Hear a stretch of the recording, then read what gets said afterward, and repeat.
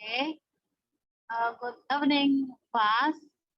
Today we want to study lesson 10. In the first, before we to study, we we go we go to pray and pray start. Pray is over. Okay. Now the topic is descriptive text. Learning goals. Very simple and written descriptive text about people, animals, and objects around them by paying attention to social function, text structure with correct linguistic element. Generic structure of descriptive text. In descriptive text, there are two main parts, namely identification and description. One, reading skill. Kak Beres, please can you read the text?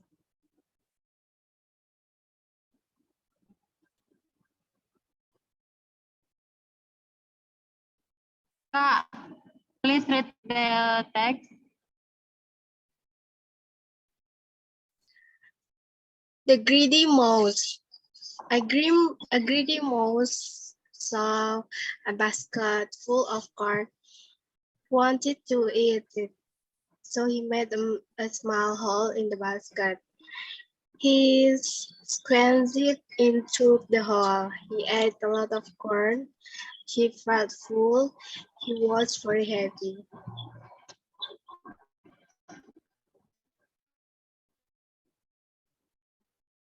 Next. Now he wanted to come out.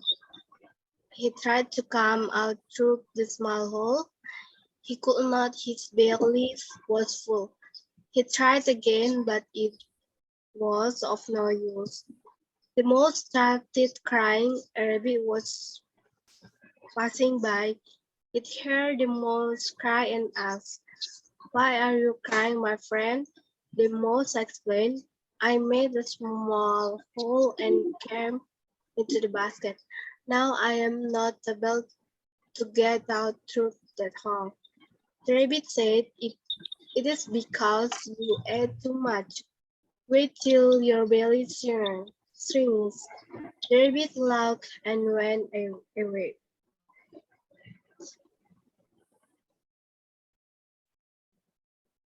The mouse fell asleep in the basket. Next morning his belly had shrunk, but the mouse wanted to eat some corn, so he ate and ate. His belly was full once again. He thought, "Oh, now I will go out tomorrow." The cat was the next passerby. He smelled the mouse in the basket. He lifted his lid. He ate the mouse. Oke, sekarang kita akan menjawab. Makasih Kak Beres. Sekarang kita akan menjawab pertanyaan ini. Nomor 1 akan saya jawab. What is the theme of the story? Untuk jawabannya itu don't be greedy. Don't be greedy. Nomor 2, what is the title of the story? Title of the story is a greedy mouse or a hungry mouse. The third, why the mouse being fed? The answer is because he eat red tail. Number 4, please can you answer the question, Kak Perez?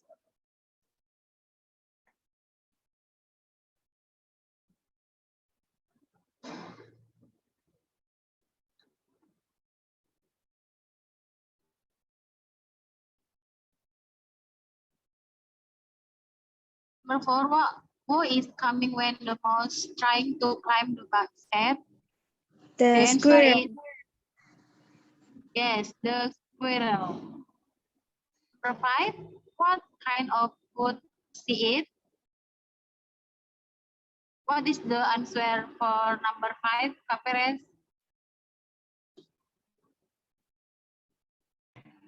The mouse eats a corn. Yes, correct. Number 6, how much corn she eat? The answer is she eat a basket of corn. Number 7, why the mouse cannot find some food? The answer is because she had very bad time. The last, what advantage you can take from the story? What do you think what do you think for the question? The last, Kak Perez?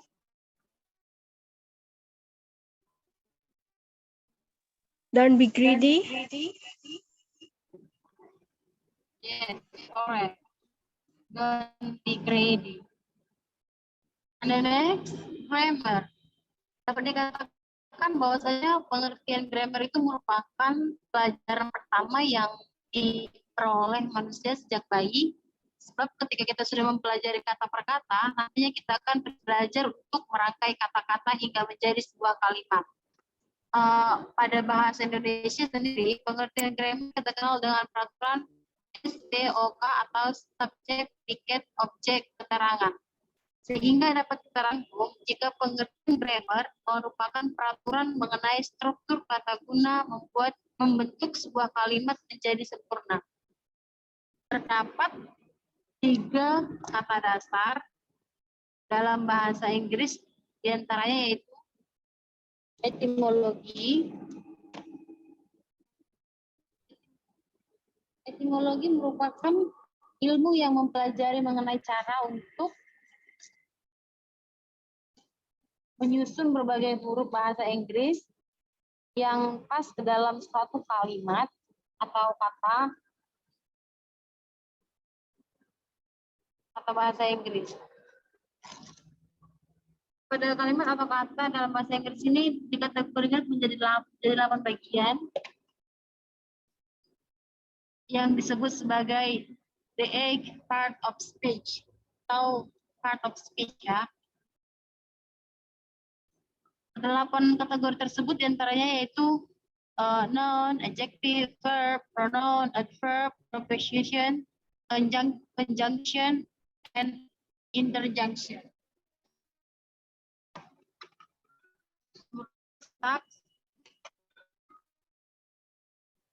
Merupakan suatu ilmu yang mempelajari mengenai cara menyusun kata-kata dalam bahasa Inggris agar menjadi suatu kalimat yang sesuai atau tepat. Atau dengan kata yang lain, sintak adalah bagian dari tata bahasa yang mempelajari mengenai proses untuk membentuk suatu kalimat.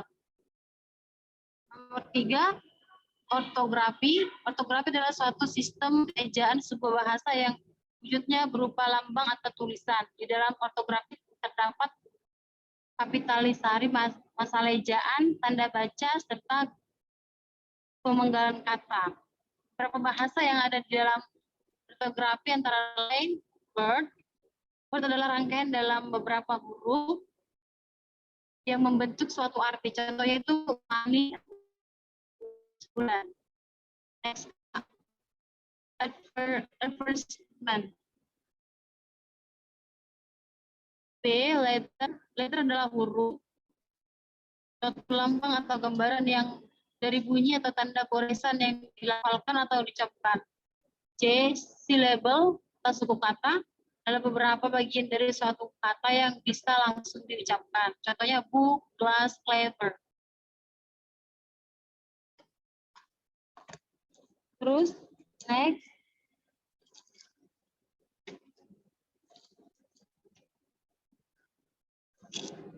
Syllable.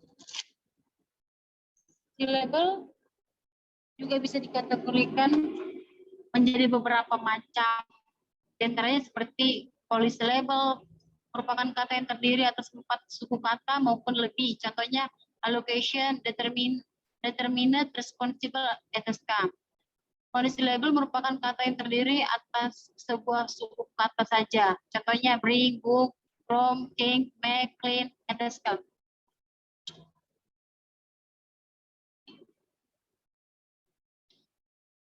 Terus trisyllabic merupakan kata yang terdiri dari 3 suku kata, contohnya happiness, remember, etc.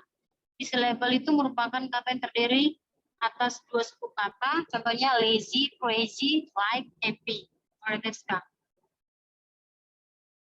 Komponen grammar. Komponen itu ada noun merupakan kata benda, ada sentence, satu kalimat atau sentence dianggap telah lengkap tidak mempunyai subjek dan predikat di dalamnya. Sentence juga dapat dilengkapi dengan menggunakan objek. Subjek dapat memakai dua hal, yaitu noun serta pronoun. Next, Kak.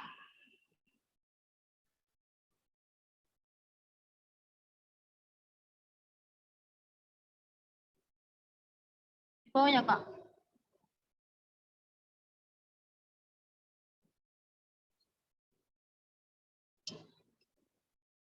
Di atas tadi, di atas. Kurang, salah.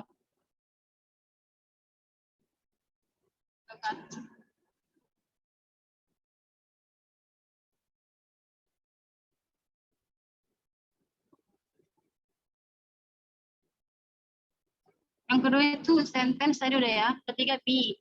Be atau to be merupakan kata yang fungsinya untuk menyambung noun atau pronoun dengan verb. Adjective, noun merupakan pronoun yang lain.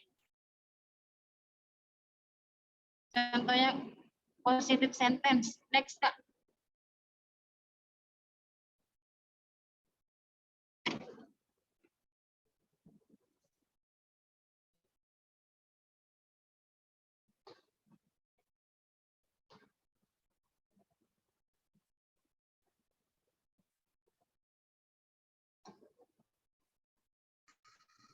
Ini ya.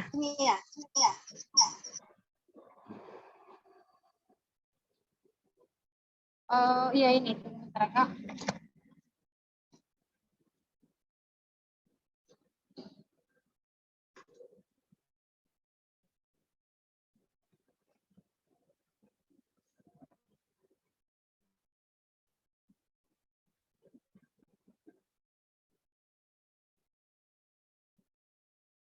Be tidak mempunyai arti, nama memiliki peran yang sangat krusial. Tanpa adanya be, maka tidak akan terdapat kalimat yang dapat terbentuk.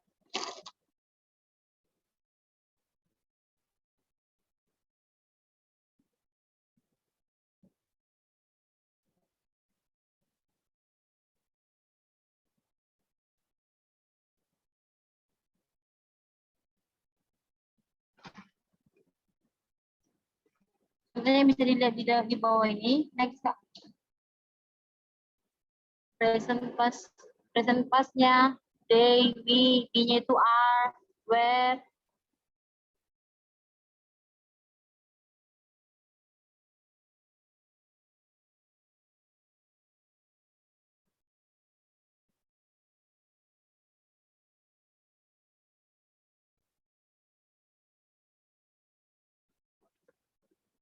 Ini kita bisa lihat you are, he is, she is, it is, noun is. Next, Kak. Present past. But adjective. Adjective merupakan suatu kata yang dipakai guna menggunakan sifat atau ciri dari sesuatu.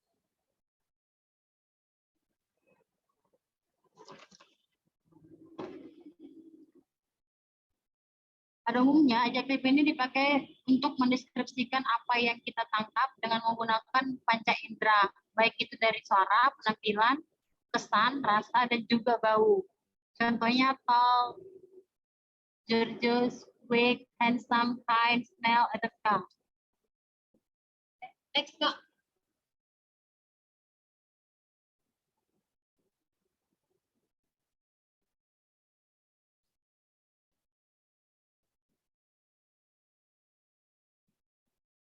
Verb merupakan kata kerja. Berdasarkan dari penggunaannya terdapat jenis verb, yaitu verb 1, verb 2, verb 3, serta verb ing. Berikut keterangannya, verb 1 bentuk dari kata kerja dasar, contohnya sleep, work, drink. Verb 2 bentuk dari kata kerja untuk simple past, contohnya sleep, sang, work, drunk. Verb 3 bentuk kata kerja guna past participle serta past perfect. Bentuknya dapat berupa verb 2 atau juga sangat berbeda, contohnya sleep, work, worked, drunk, eaten, sung, etc.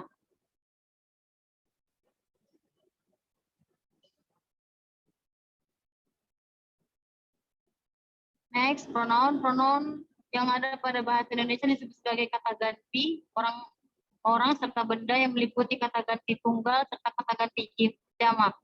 Berikut ini contohnya bisa kita lihat ya.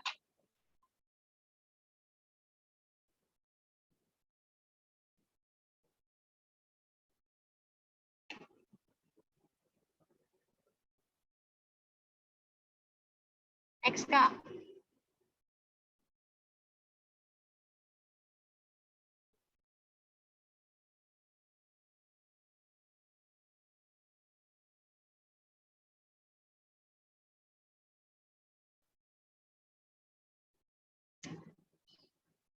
Ini bisa kita lihat topik tenses.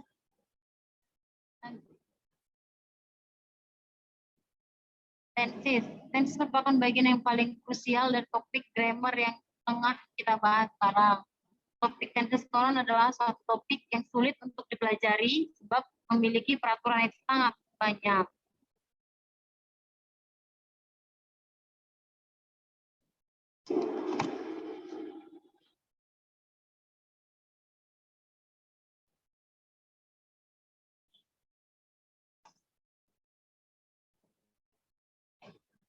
Ini bisa kita lihat yang tidak menggunakan tenses.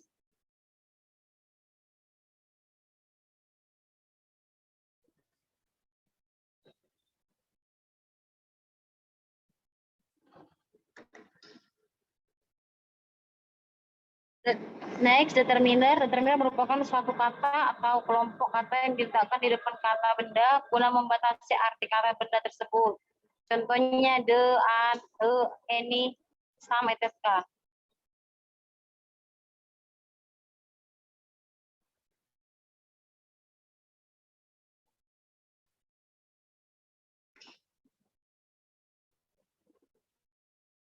Next, preposition atau kata depan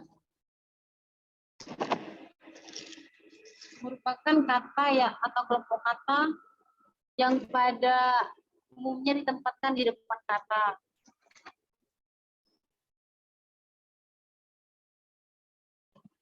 Contohnya in, on, atau at. Next, Kak.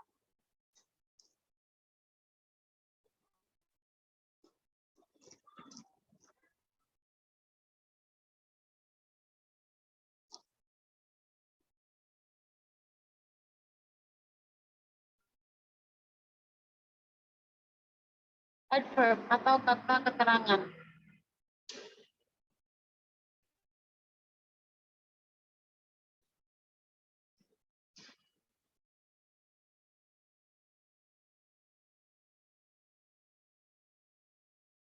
Contohnya itu fast, slow, carefully, very, etc.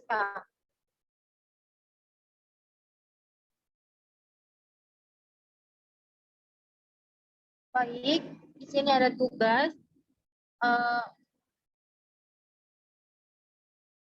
Ini jadi apa ya, tugas untuk minggu depan ya, tugas di rumah. Ada pilihan berganda. Oke, terima kasih untuk partisipasinya. Kita bertemu minggu depan ya. Oke, Kak. Thank you.